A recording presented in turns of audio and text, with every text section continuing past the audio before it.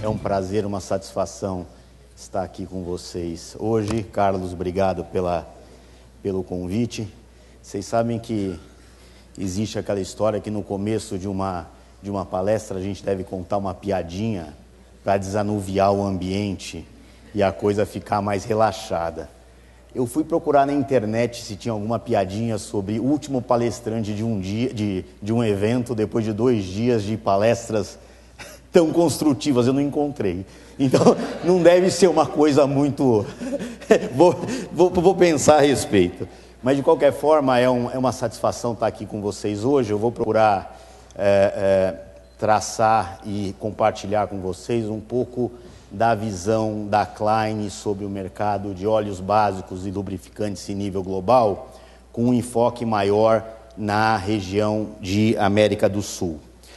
Para aqueles que não estão familiarizados, inicialmente eu preciso pedir desculpas para vocês, porque essa apresentação ela ainda está em inglês. Eu estava explicando ao Carlos que a nossa preocupação de trazer um material atualizado para vocês, o fechamento desse material se deu em julho e por isso nós não tivemos condição de vertê-lo para o português. Mas dentro do possível a gente vai fazendo a tradução pertinente, e se algum de vocês depois precisar dessa versão em português, em 10, 15 dias nós teremos ela pronta e podemos enviar sem nenhum problema. Para aqueles que não estão familiarizados com a Klein é uma empresa de consultoria e pesquisa de mercado que há mais de 50 anos atua com foco principal em 4 grandes áreas de indústria: energia, ciências da vida, químico e personal care.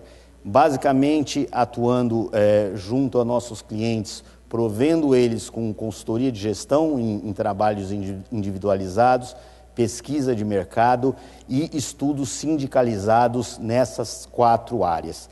O setor de energia, de lubrificantes, de óleos básicos e aditivos é um setor que a gente se orgulha de ter, tanto no Brasil como no mundo, clientes bastante importantes nessa indústria.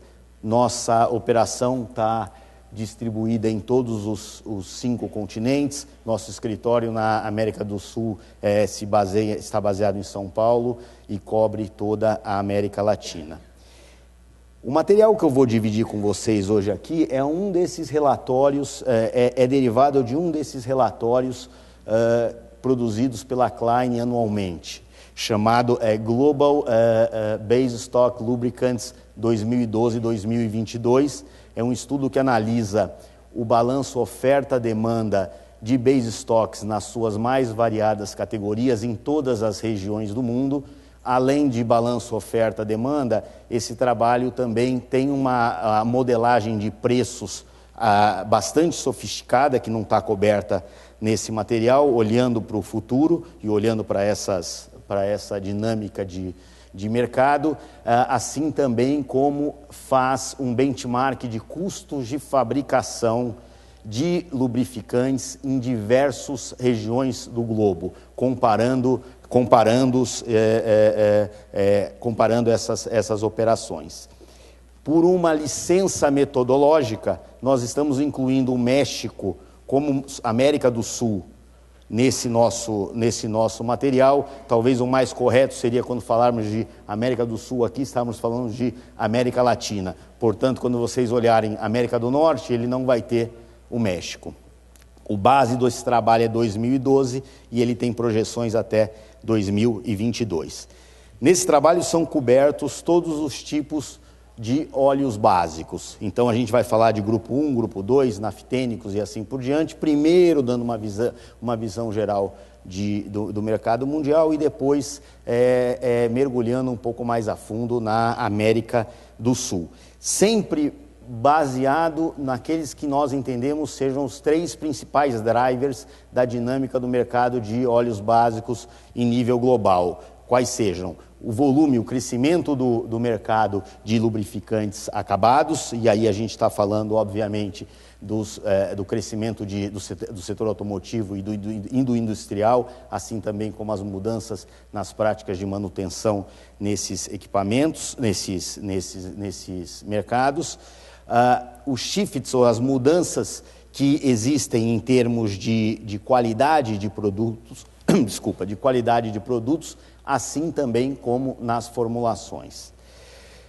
Começando pela parte de tamanho de mercado, quer dizer, a Klein estima que em 2012 o mercado mundial de lubrificantes acabados tem atingido 39 milhões de toneladas, um crescimento de 0,9% em relação ao ano de 2011. Comparado com o crescimento do GDP medido por paridade de poder de compra, o GDP em 2011, nível global, foi de 2,9%. Então, esse número de 0,9% do segmento de lubrificante especificamente está um pouco abaixo desse número de crescimento do mercado do GDP como um todo. 53%, acho que isso não é novidade para vocês, 53% do mercado de lubrificante acabado globalmente tem sua demanda no setor automotivo. Então, a gente está falando de HDMO, PCMO e outros produtos automotivos, o restante falando no setor industrial e de graxas. A Ásia é o principal mercado, com chega de 44%, 45%, seguido da América do Norte, Europa e América do Sul, com o México, com 9%. Se a gente tirar o México daí, a gente vai ter o Brasil, a América do Sul representaria 7% do mercado mundial de lubrificantes. Na Klein, a gente gosta e faz um monte de análises relativas a perfil desses mercados e segmentação deles em clusters diferentes. Uma das mais comuns é comparar volume versus qualidade. E aí a gente tem 3 grandes grupos ou 3 grandes clusters de mercado, aqueles mercados onde efetivamente a qualidade, medido aí, entre outros pelo percentual de sintético e semissintético como parte do mercado total, é mais elevada, onde a gente tem Coreia, Alemanha, Dinamarca, entre outros países, e o mercado do meio, vamos dizer assim, quer dizer, de qualidade mediana e volume, embora em alguns casos com volume alto, e aqueles mercados de volume elevado, porém de qualidade inferior, que é o caso onde nós nos encontramos, Brasil e América do Sul como um todo. Isso fica comprovado quando a gente compara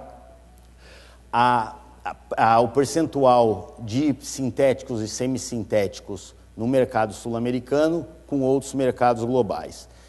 O mercado brasileiro, o mercado sul-americano, efetivamente, sintético e semissintético, a gente vai ter mais ou menos 7% do mercado total contra 26% no mercado europeu e cerca de 15% no mercado americano.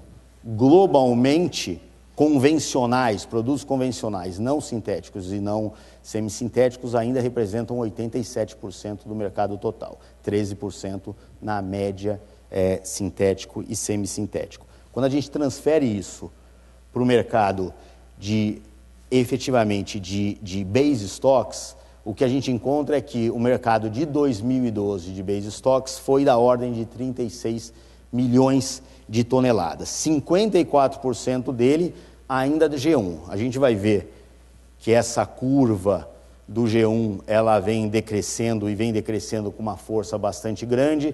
Esperamos que continue, estimamos que ele vá continuar nessa mesma toada, com crescimento em contrapartida de G2 e de G3. Mas ainda hoje esse mercado é de 54% de G1. Termos globais, quando a gente pensa de oferta e demanda, a gente vê que efetivamente, olhando globalmente, a gente tem G1 e naftênico mais ou menos equilibrada a oferta, a demanda em nível global e claramente grupo 2 e grupo 3 com uma oferta superior à demanda atual. Na nossa visão, e a gente vai compartilhar isso um pouco mais com vocês, esse grupo 1, onde a gente está vendo essa capacidade chegando perto de 20 milhões de toneladas, ele deve cair nos próximos 10 anos em pelo menos 4, 5 milhões de toneladas, derivado principalmente da redução dos ajustes e de fechamentos de planta e ajustes de capacidade, função da redução do mercado especificamente no setor automotivo para G1. Esse G2, que nós estamos falando em torno de 11 milhões de toneladas, nossa visão é que ele cresça pelo menos mais 8 milhões de toneladas, se aproximando de 20 milhões de toneladas de capacidade instalada, assim também como o G3 tem previsão de crescimento de 3 milhões de toneladas.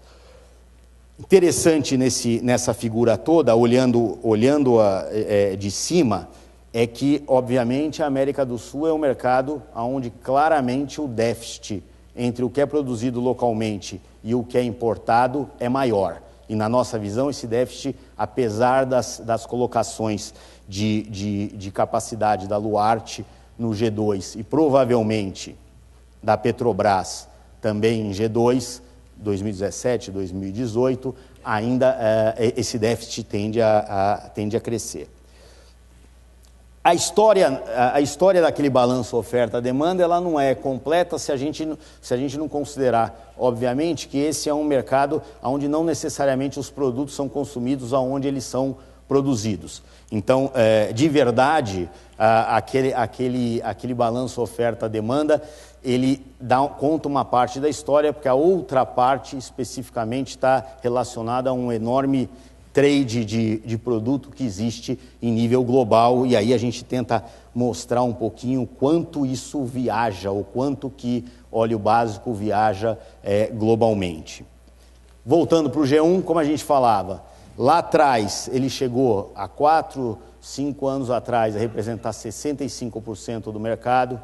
Hoje, devido à sua obsolescência técnica no setor, no segmento de automotivo, principalmente nos mercados mais desenvolvidos, essa demanda caiu para 54% do total de óleos básicos. A oferta se ajustou também claramente a isso via fechamento de planta ou ajustes de capacidades. Futuro, a gente está vendo que na média, nos próximos 10 anos, outros 4 milhões de toneladas devem sair do mercado, do ponto de vista da oferta. Grosso dessa redução no mercado europeu, obviamente, terão plantas de G1 que vão prosperar, terão plantas de G1 que vão se manter no mercado. Isso vai ser muito dependente das condições desses negócios de quem é dono desse negócio, se é uma empresa nacional de petróleo, se o mercado onde ela está atuando tem mais ou menor sofisticação e assim por diante. Mas, via de regra, o que a gente está vendo é que o mercado europeu corta boa parte dessa capacidade ao longo dos próximos 10 anos. Por outro lado, no mercado de G2, a gente vê um aumento da ordem de 8 milhões de toneladas. A planta mais conhecida, ou a mais esperada, da Chevron, que se espera que ao longo desse segundo semestre esteja operacional, é sem dúvida a principal adição de volume nesse mercado. 3 milhões desses 8 milhões estão na Ásia e na América do Norte. G3 também cresce, cerca de 3 milhões de toneladas. A gente tem aí um mercado, a oferta mais presente, Oriente Médio, Ásia, Américas também, por exemplo, com o Sasol, mais 3 milhões de toneladas devem ser colocadas em G3 nos próximos 10 anos.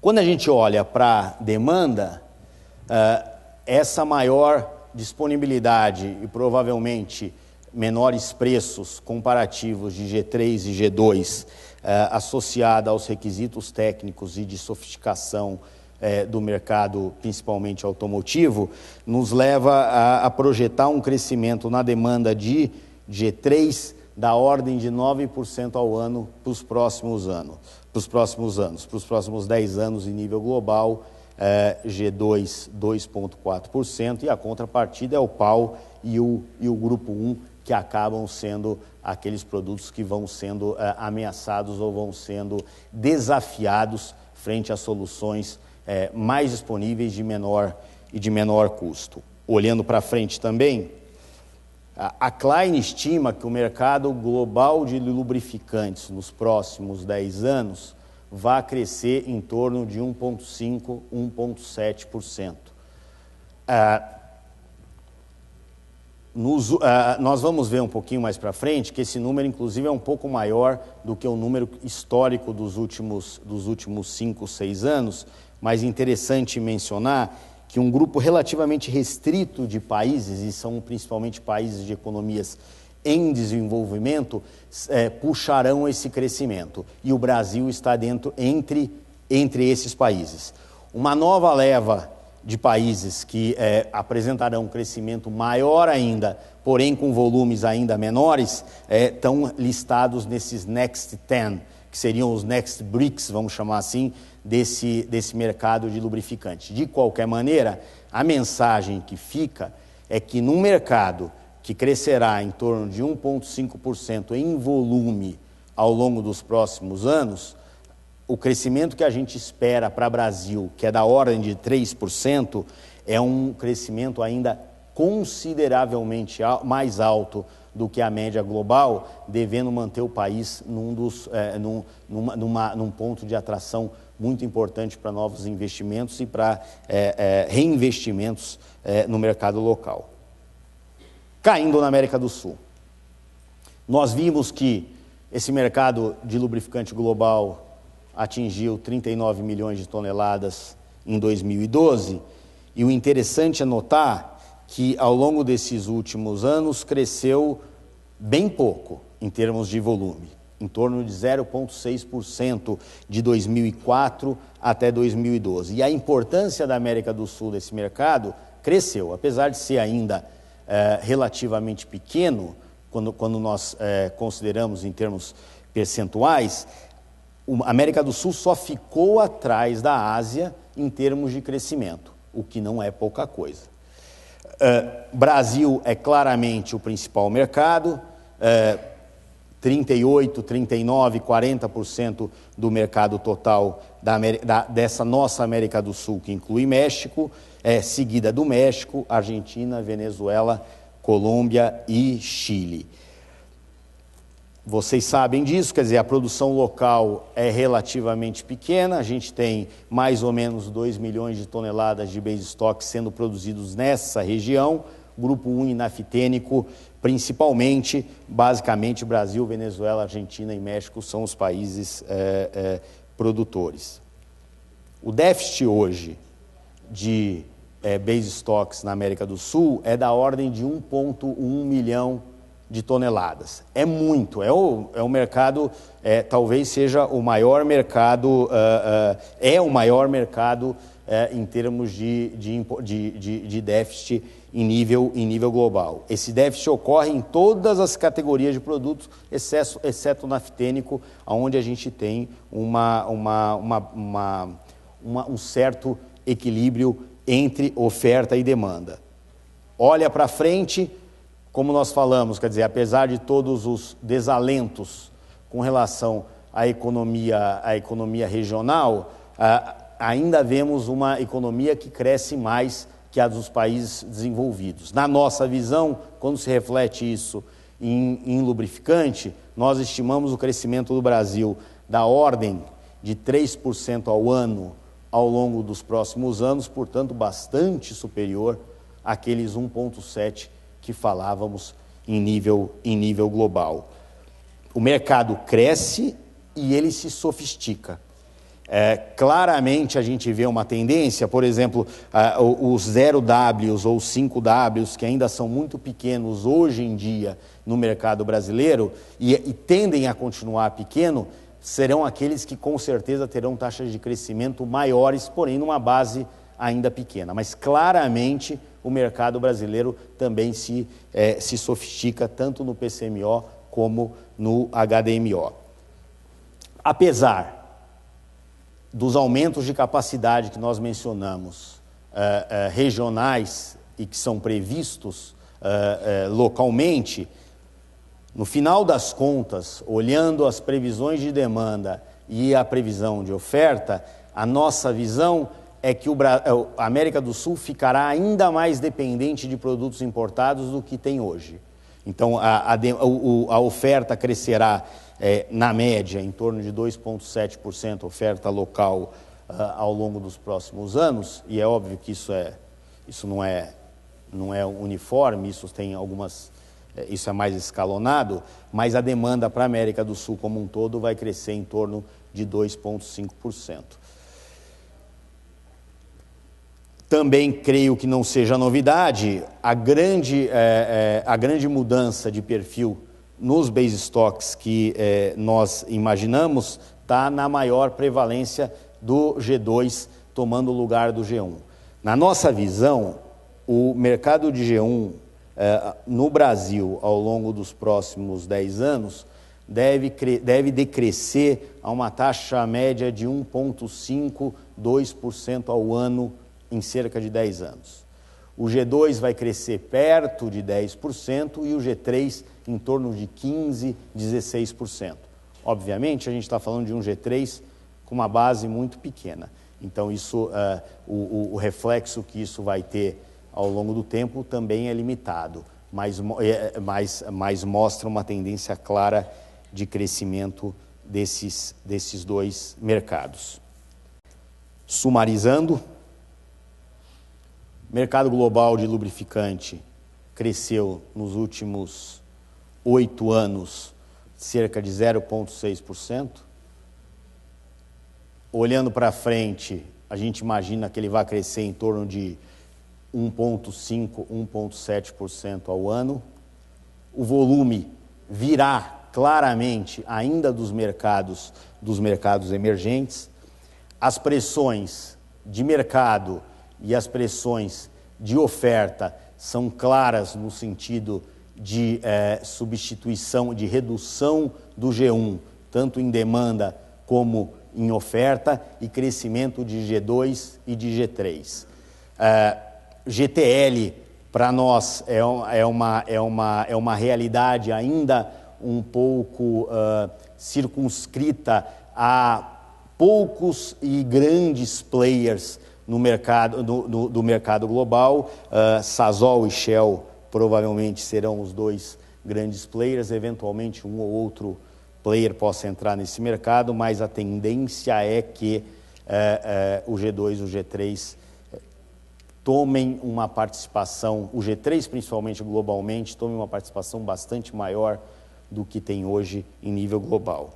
Quando a gente cai para o Brasil, a gente lembra que talvez os últimos meses ou as últimas semanas em particular, o Brasil, a América do Sul e o Brasil perderam um pouco do brilho, ou têm perdido um pouco do brilho aos olhos dos investidores estrangeiros, mas claramente na nossa visão esse não vai ser um caso no setor automotivo e no setor de lubrificantes. O crescimento, ainda que um pouco menor do que vem historicamente sendo notado, é muito superior ao crescimento mundial.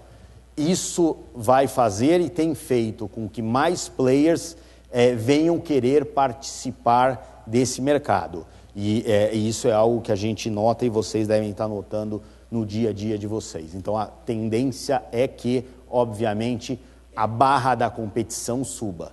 A barra da competição sobe ainda mais quando a gente considera o perfil de negócios que provavelmente a gente vai ter nos próximos 10 anos, com produtos mais sofisticados, mais dependentes de importação, com um posicionamento de tecnologia claramente diferente daqueles que a gente tem hoje.